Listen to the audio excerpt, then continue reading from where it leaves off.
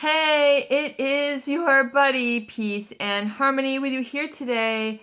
Much love going out to all the beautiful, empowered harmonizers. We are zooming in and focusing in a little bit more in depth on why it is so difficult to make amends, to have closure, and to have understanding with someone who is narcissistic or psychopathic, borderline, just someone who has this aberrant behavior. And oftentimes they're predisposed to a pathological sense of self-absorption and sort of a grandiosity and entitlement. And knowing this to be the case, and furthermore, coupled with a lack of empathy, which means they don't really share feelings with others. Part of healing, it is really important to understand that they don't really share in the feelings of others, particularly that of being human, fallible, or what might be known as healthy shame. Dr. John Bradshaw, in his book, Healing the Shame That Binds Us, is that the title? Yes, Healing the Shame That Binds Us. He talks, quite in depth about healthy shame and having toxic shame. And toxic shame is generally a projection when someone not only says, you're human are by virtue of your being, you are going to make mistakes. To err is to be human, but it doesn't mean that because of this, you are unlovable, unintelligent, stupid, worthy of being abused, taken advantage of, etc. So when we look at someone, I guess in my viewpoint, someone who is narcissistic or psychopathic, they don't really have a sense of healthy shame. In fact, they are shameless. They're very much unashamed. Unashamed when they take advantage of others. Unashamed when they hurt others. Unashamed when they ignore others or don't give others their full due process, if you will. They don't allow you to air out the dirty laundry. They don't allow the opportunity for discussion and accountability.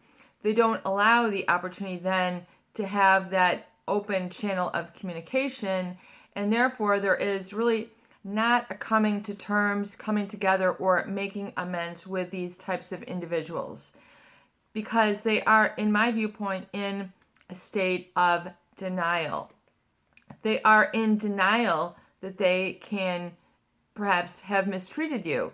They are in denial of the fact that how they treated others is painful, destructive, abusive, and immoral and unfair.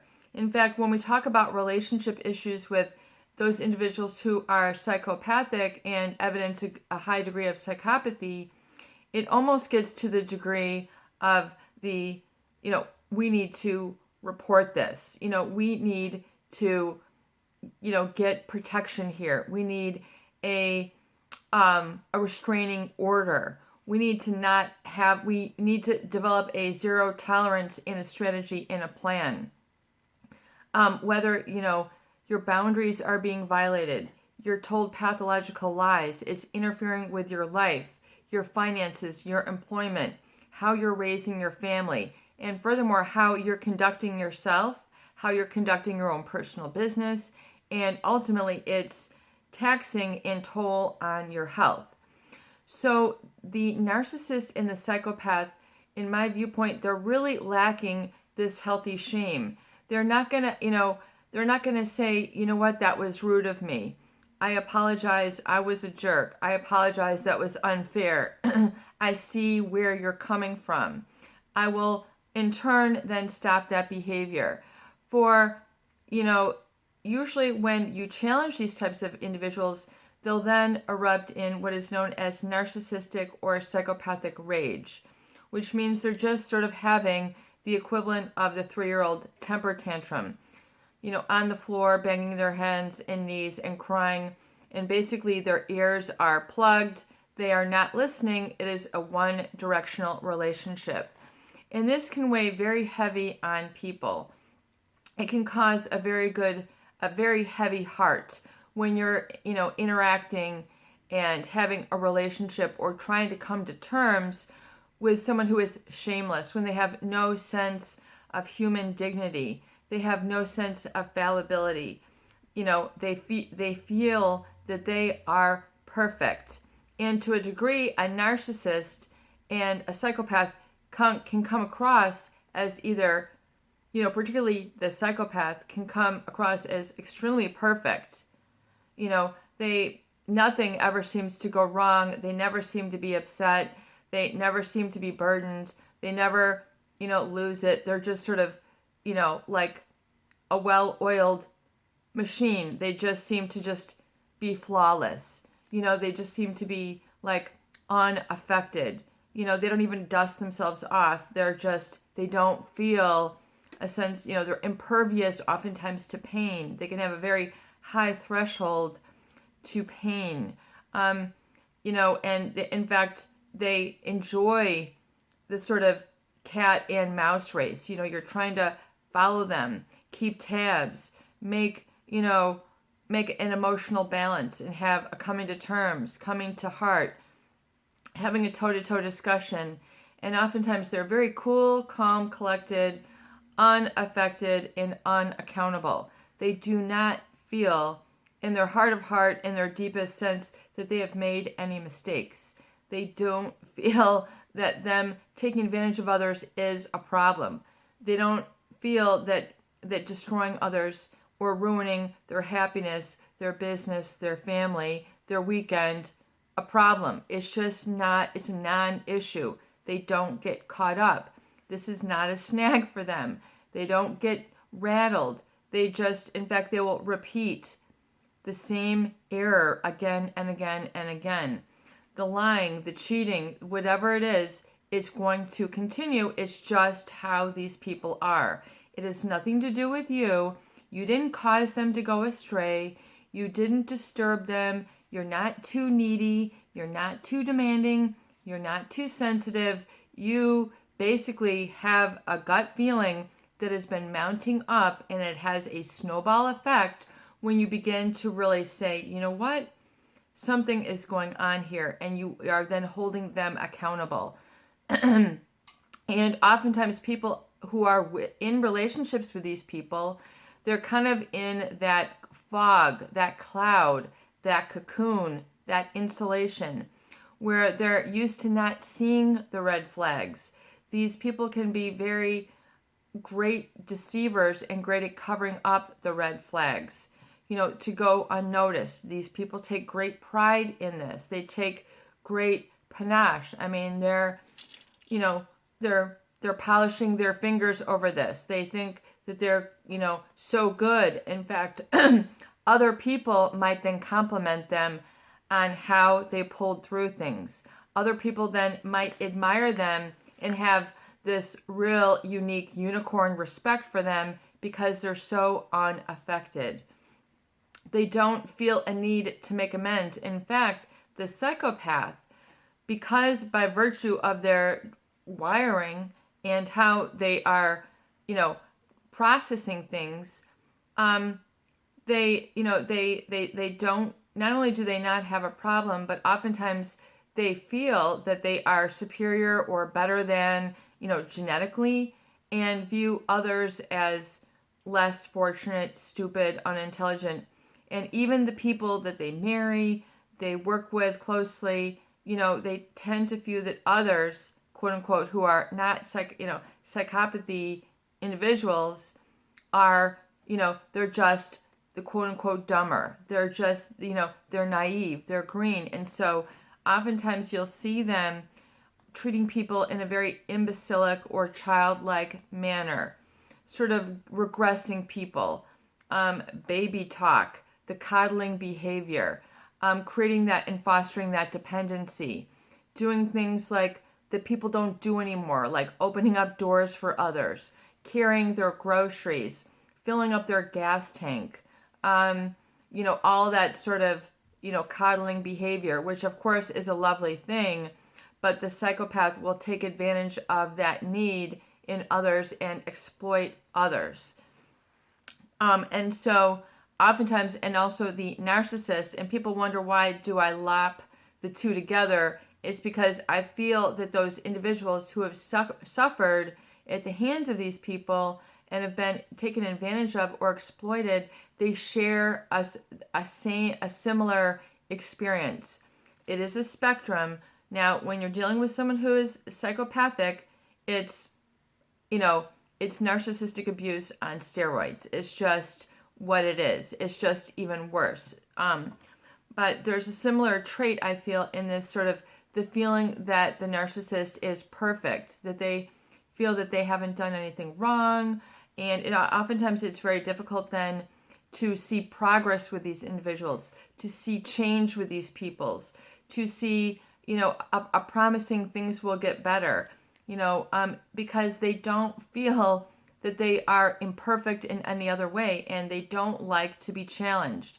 They don't like to be called out. They don't like to be held accountable. Now, in my viewpoint, people who, want to grow and change, they oftentimes do well with an accountability partner. That's oftentimes why people get married.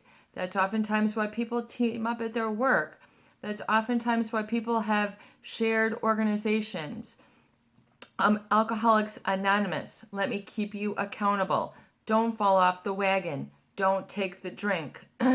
Narcissists are Narcotics Anonymous. Don't do the drugs. Come to the meeting tomorrow. Stay with it one more day. When you're held accountable and people are making sure that you're not getting yourself into trouble, that's where the growth comes. But you need to have that support.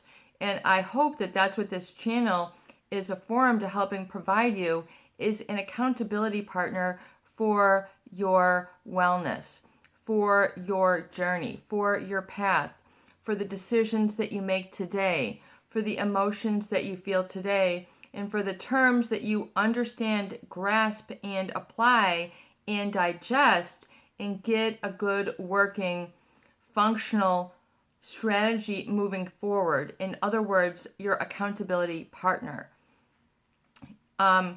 To be here for you, and also the others who are on this forum to share with you in that specific situation. No longer how long it takes. It might be a lifelong process for you. It might be several years. It might be several months. Time will tell.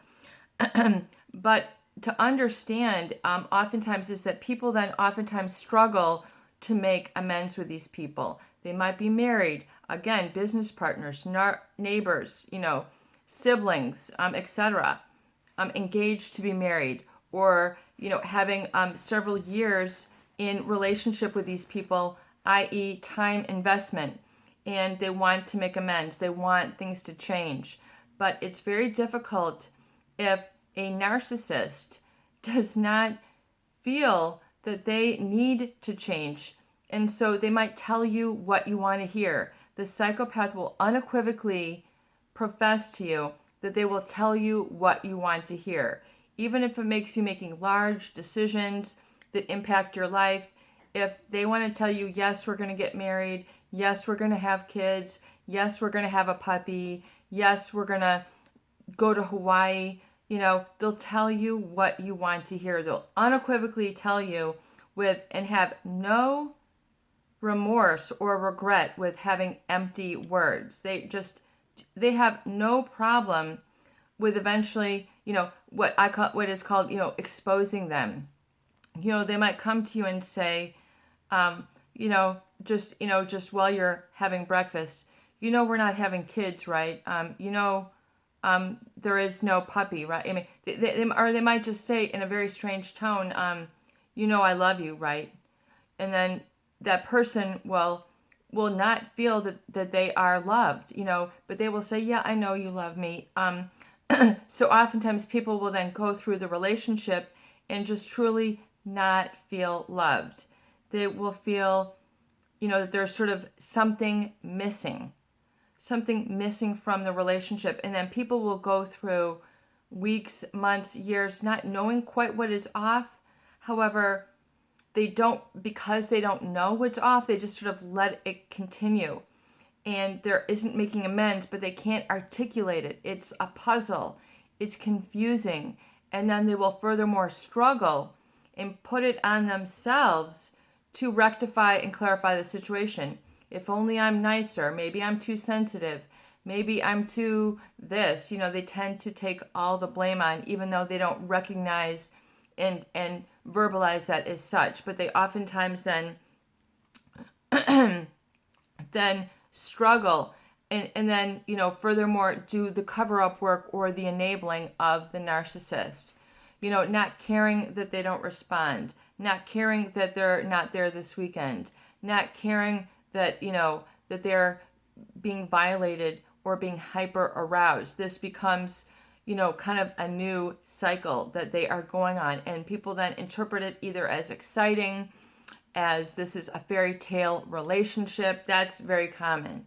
It just seems like such a fairy tale. It's too good to be true. Okay, well then, listen to your words and perhaps what you're feeling, that gut where you're sort of feeling there's a gap. There's a gap between how things should feel and what things are feeling like, and you can't quite put a finger on it. That oftentimes is because subconsciously, deep inside you, which is where your greatest wisdom is, which oftentimes people don't tap into, they don't listen to themselves because they don't want to acknowledge and validate it themselves. It's difficult to acknowledge and validate as an individual when you're in a relationship with this person or persons, to know, you know what, you're right. You do deserve better. You are onto something. This is not fair. And furthermore, that, you know what, you are okay. You are normal. You are onto something. You do deserve better. There is something awry here. There is something off. And to have somebody, you know what, and then really, let's open this up. Instead of moving mountains, let's just step back and be in the valley, and let's admire the massiveness and the grandeur of these mountains while we're in the valley. Some people might say it's the dark night of the soul. I feel so down. I can't move. I can't get out of bed. I don't want to leave the house. I need to figure this out. There's this trepidation and fear, which can become, to a degree, a post-traumatic stress syndrome or complex PTSD. Pete Walker, a wonderful book, From Surviving to Thriving. Understanding and getting some terms in identifying these experiences within you so you can better articulate and understand and have a repertoire to make sense of it all and move on, go on with your life. And so oftentimes then there's, going through that denial phase, not knowing quite what is off, but I'm going to live in denial. In other words, it seems like they're off too much. It seems like this is a little bit high risk. It seems like this is a little bit wrong, but is it exciting, or are you hyper aroused? And you're then sort of fused with the thinking of the narcissist or the psychopath, and you're no longer kind of able to think for yourself. You're no longer able to reason. You're losing perspective. This happens when you're dealing with someone who is shameless. They seem to win the match, win the game, win the argument or discussion, and they'll quickly, utilize others to get where they want to go, the stepping stone. You don't have to be their stepping stone. You don't have to be fused in denial with someone like this. As it might hurt in the beginning to emerge from the denial. It might be difficult to take stock of things and say, the main thing I've really been hiding from myself is. The red flag that I haven't really acknowledged is. The red flag I really need to pay attention to is. It's okay that I question this. I am okay. I am okay. I am onto something. I am actually tuning in now. And that is what I need to do, and I will be empowered by this. Meaning, you'll begin to feel better once you emerge from the denial. I also call this what I have been procrastinating about. People oftentimes, because it's inconvenient, it might be unpopular, it might take a deliberate effort to set aside time and to say, you know what, I really need to take stock of things and lay this all out on the table. I really need to take a look at this. That is what the recovery journal is, to help you sort it out and have visually in front of you so you can read it and you can hear back from yourself what oftentimes the physical ear ain't picking up. You aren't listening. It ain't, registering. It's not ringing a bell. It's not absorbed. It's not digested. It's not accepted. Accepting oftentimes what you've been procrastinating about is your next greatest step towards liberation and becoming secure and feeling better. What are you procrastinating about? How are you kind of staying in that cocoon, that denial, and not making amends with this individual? Because it's very difficult with someone if they're not an accountability partner and you're on just basically exposing them.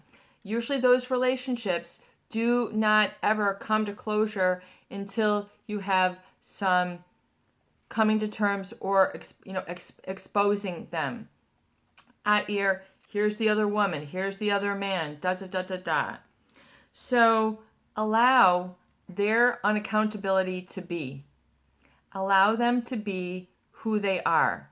This is who they are. It doesn't mean that you have to put up with it. It doesn't mean you have to suffer. It doesn't mean you have to become like them. It's okay to be you. In fact, that is what the universe wants for you to do, is to be your authentic self and to live by your values and not have the wool over your eyes, to have the wool over your heart, to have the wool over your hands, to have the wool over your feet. It's time to be able to emerge little by little. What have I been procrastinating about? Whether it's cleaning something out, whether it's not tolerating how you've been being treated, is to say, I have zero tolerance. If you have 50% tolerance, you might as well have 100%. You have to get to that no tolerance level and to say, you know what, enough is enough. I know for certain now. And once you get to that no state, then you then have that foundation of self-respect and self-esteem. And then once you possess that, then you'll become an energetic match to people who will then respect you, who then are human, who are not psychopathic, who are not narcissistic, good, intelligent, caring, loving, capable, functional people who then can be on your wavelength of self-respect. But once you have to embody that and know that you deserve and own it, and you deserve to live, breathe, eat, and sleep in that space of self-respect. In fact, it becomes a requirement. It becomes a necessity. It becomes a priority. It's no longer, well, wouldn't it be nice if I had self-respect? Wouldn't it be nice if I knew what self-esteem was? Wouldn't it be nice to, not live in denial? These are just wishes. If you're wishing, then you're pushing away the opportunity that you have as an inalienable universal right. It is, does that make sense? Does that hit home? And even if you have to be in the beautiful, lush, serene valley and have that retreat, have that, pulling back, have that sorting out, writing it down on paper, asking yourself the right questions that help you to open up. In other words, get out a piece of paper and write, the questions heading up with 1 through 20. What have I been procrastinating on? And write down 1 through 20. Just don't edit it, no matter how big, no matter how silly, no matter how expensive, no matter how long it's been there. Just come clean. Just get it all out there on paper. And usually, it's oftentimes, once you get it out and write these down, what you think is impossible is not impossible. It is possible. You just need to look at it for what it is and begin. No matter how, you might have some inertia. It might not be super exciting, but it will liberate you and help to relieve that feeling of heaviness and things that you have not resolved. You can begin to make amends within yourself. You are the ultimate amend maker here. Call yourself by your first name. Call yourself by me. Call yourself by I. Call yourself by the one who knows. I've got this. And do you on this. Begin to give up and, relieve yourself of that struggle to try to improve them. Be responsible for this other person's evolution. That is their responsibility and accountability. Now you need to give it to yourself. And don't be ashamed. Have natural, there's a healthy degree of shame, meaning there was a mistake. Where did I make a mistake? Can be the title of another page. Where did I make a mistake? What red flags were there that I did not want to see? List 1 through 20. Come clean. Your heart knows. Your heart knows this thing. Don't think that by writing it on paper, it's going to make your life worse. Your heart knows what you have been repressing and suppressing. Sigmund Freud, the father of psychology, talks very much about this and the connection of what you have pushed down, which is called repression, i.e. denial, i.e. I'm not dealing with this today, i.e. what becomes known as, hiding from yourself, living in hiding, living in denial, feeling that something's wrong, but I haven't dealt with it. That whole inkling feeling, that is oftentimes put in place by repression, i.e. I'm not going to acknowledge that. It might be there for 5 seconds. It might be there for 3 days.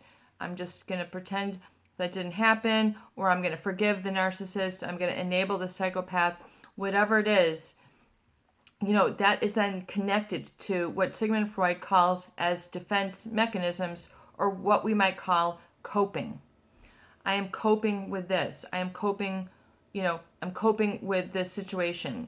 And then, coping then continues to be a struggle because you're then not living life. You are living according to managing the symptoms, but the symptoms are still present. And yeah, everybody has to cope, but you should not have to have a life that is all about coping and defending yourself and living in the fight or flight. Because if you're not able to make amends and have accountability or an accountability partner, that's keeping you stuck there and feeling hindered, stuck, unhappy, something's missing, something's not right, this seems a little off, you need to pay more attention, because you will then sharpen your tool, and your clarity of thinking and feeling will become crystal clear, and it'll become easier for you to live. And realize that oftentimes what you have then built up has been there to protect you. These defense mechanisms, as they mount up or snowball up, they are there to protect you. They're there to be there for a specific amount of time. Particularly, you can think of maybe when you were as a child and you had to protect yourself. You had defense mechanisms, to separate yourself from your family. You might have become a rebel. You might become a nerd.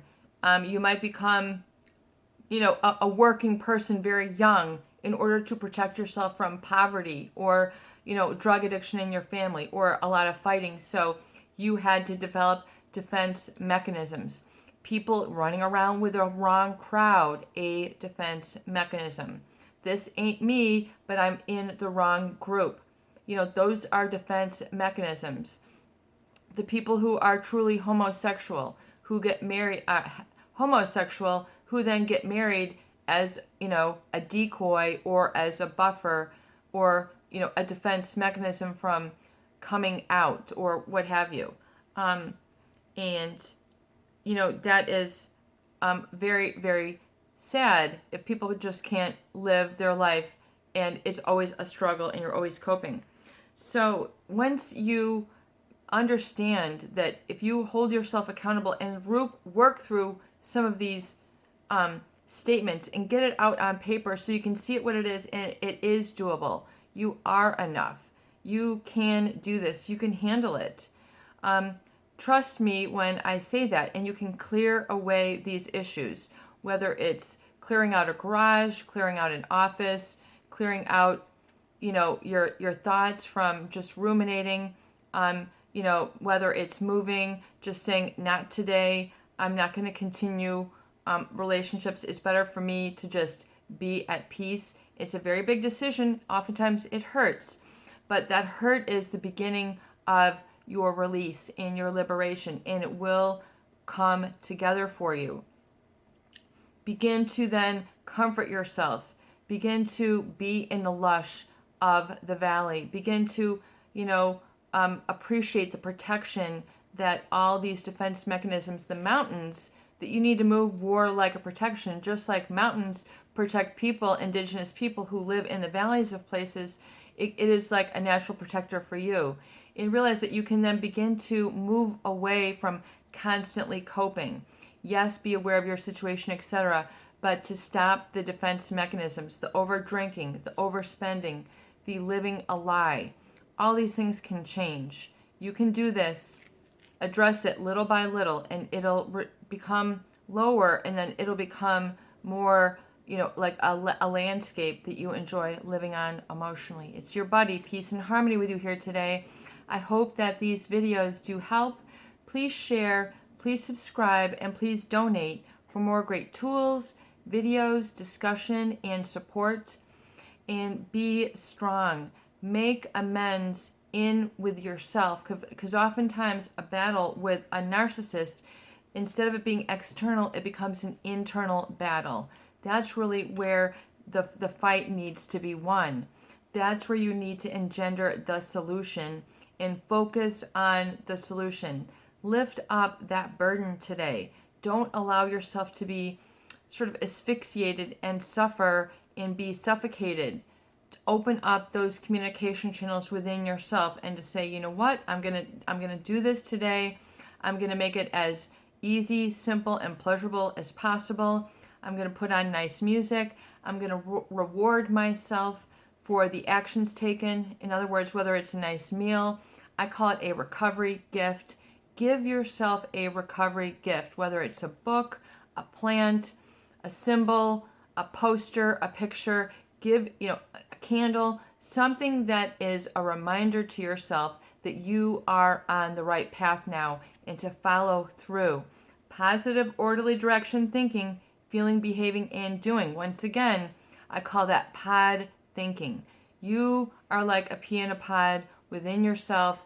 Get comfortable and learn how to better comfort yourself. I call this resensitizing. Once again, there's so much there.